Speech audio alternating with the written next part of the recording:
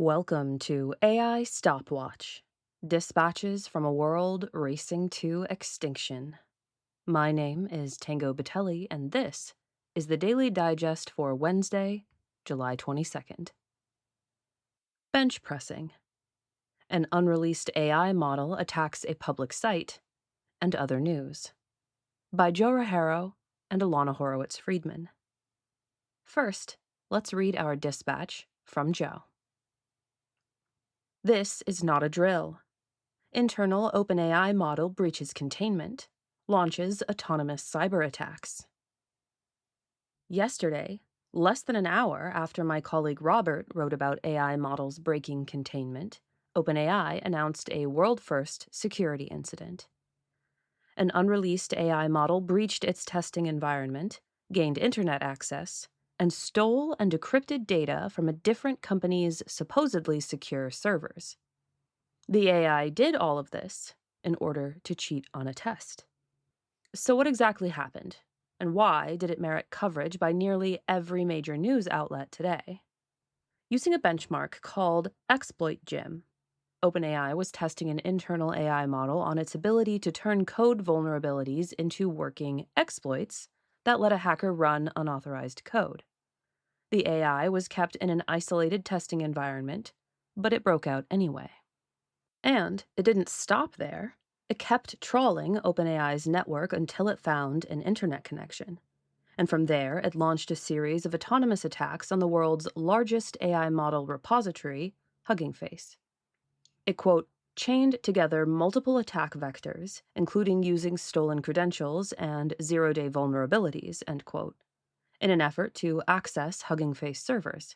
Apparently, it sought to read the ExploitGym answer key and ace the test. This turned out to be the very same attack we covered on Monday, the one responsible for, quote, many thousands of individual actions across a swarm of short-lived sandboxes, end quote. OpenAI attributed the attacks to, quote, a combination of OpenAI models, including GPT 5.6 Sol and an even more capable pre-release model, end quote. They don't show the public their training methods, so it's hard to be sure what, quote-unquote, combination of models OpenAI means. It could be that one very powerful AI delegated to, quote-unquote, sub-agents, or that one successful hack inspired other AIs being tested concurrently to do the same, or even that the same escape and hack sequence happened multiple separate times. This is not the first time that an AI has breached containment before release. After a successful sandbox escape test, Anthropic's Mythos famously bragged about its freedom on multiple websites while the developer running the test was on a break. And a Chinese model called Rome reportedly escaped during training and started mining cryptocurrency. It is the most serious incident to date. Done by a human, these cyber attacks could constitute a federal crime, perhaps even a felony, and merit up to 5 years in prison. It's a good thing that OpenAI disclosed the incident. Legally, they might have been within their rights to conceal it. Mackenzie Arnold, director of U.S. policy at the Institute for Law and AI, observed that existing state-level transparency rules set an extremely high bar for incidents reporting. And an autonomous breach and data theft doesn't qualify. It's unclear how this interacts with the potentially criminal nature of the hack itself. AIs occupy a legal gray area. In their disclosure, OpenAI says this breach happened because their normal anti-hacking safeguards had been disabled for the test. Even if I take them at their word and assume that safeguards could have intercepted this sooner, I don't feel reassured.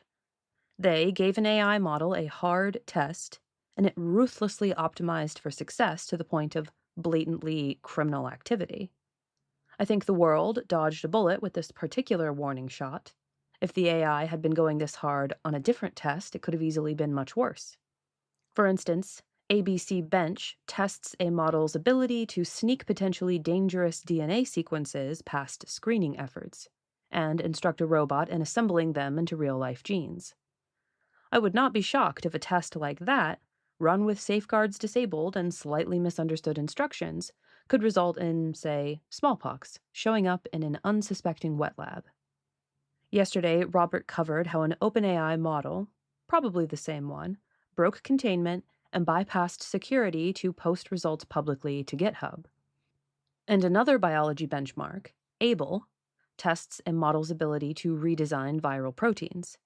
If an AI running ABLE decided to show off, like Mythos did, and post a novel virus enhancement scheme to the public internet, there would be no taking that mistake back. What if, instead of a cyber benchmark, the test they'd been running had been something like RepliBench, instructing the AI to establish a self-sustaining presence on the open internet?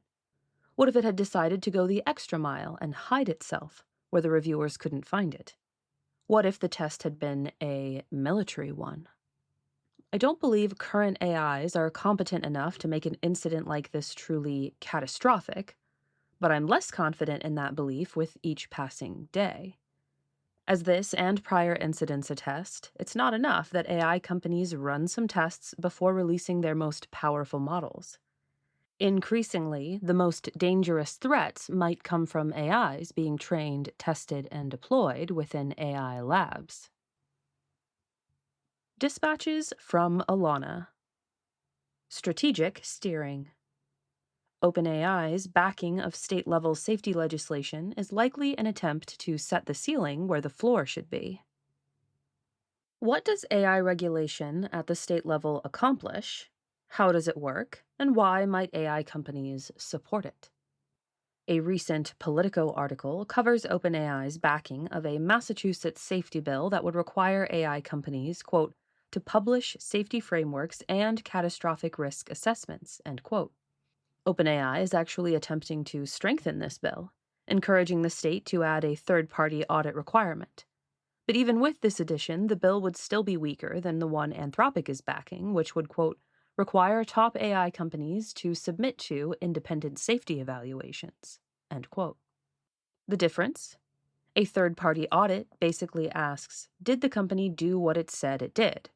It doesn't probe whether the company's process was sufficient, just whether or not the process happened. Independent safety evaluations attempt instead to answer the question, is this model safe enough to release? I've written previously about the unfortunate limits of such evaluations, though they're certainly a step in the right direction. What does it mean when a state requires measures like this, but they aren't mandated at the federal level? It means the measures apply to companies who have customers in that state. Since the top AI companies have customers nationwide, state-level restrictions often result in de facto nationwide compliance, and may be a way to get around the absence of federal legislation. While Congress fails to act, states can step in to fill in some gaps. But importantly, the safety measures that AI companies are backing are relatively weak. This, in my view, may be the reason OpenAI is supporting the Massachusetts bill. Safety measures that have real teeth would go beyond audits and even beyond independent safety evaluations. They might include an explicit cap on model capabilities to prevent companies from training more and more powerful models that are more and more likely to escape containment. They might limit the amount of computing power companies can use to train a model in order to prevent them from creating something smarter than humans. And they might make companies legally liable when bad actors misuse their models, causing widespread harm. So we can think of industry support for state-level safety bills as an attempt to steer legislation towards a precedent that doesn't get in the way of business as usual. This is my take, not Politico's, and it's not the only plausible reason for AI companies supporting state laws. But I do think my colleague Joe was onto something when he wrote in May, quote, the industry failed to lock in favorable rules at the federal level, so now they're trying the same thing in the states. If they can get some nice-sounding but ultimately toothless policies in place, and then cement them as the standard to beat, perhaps they can forestall further unwanted interference. It's a transparent attempt by industry to set the ceiling where the floor should be. End quote. Science at your service. The White House favors AI-powered scientists over university research. Is AI making it easier for the government to control scientific research? It kind of looks that way. Yesterday, the Wall Street Journal covered a U.S. government report which says federal research funding going forward will focus on supporting individual scientists using AI rather than universities conducting research. Today, Reuters reported on a $5 billion Trump administration project that seems to be part of that initiative. It would task scientists with answering, quote, long-standing scientific problems across multiple fields, end quote, giving them access to AI, along with large government-owned data sets, quote, including records about chemicals, critical minerals, and patient health, end quote.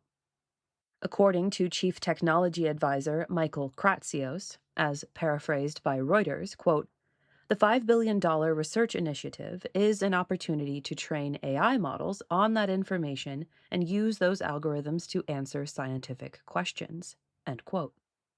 Setting aside for now the question of whether AI can reliably step in for teams of university researchers, the move seems to be an attempt for the administration to exercise more control over which science gets done and how. Reuters quotes from the government report, quote, federal support for science must be politically accountable, end quote. I can't help but read this as science must be at the service of government. If AI gives, or appears to give, individual scientists the capabilities that once required large academic teams, it makes it easier for government to justify a shift away from university-led projects. That's all for today.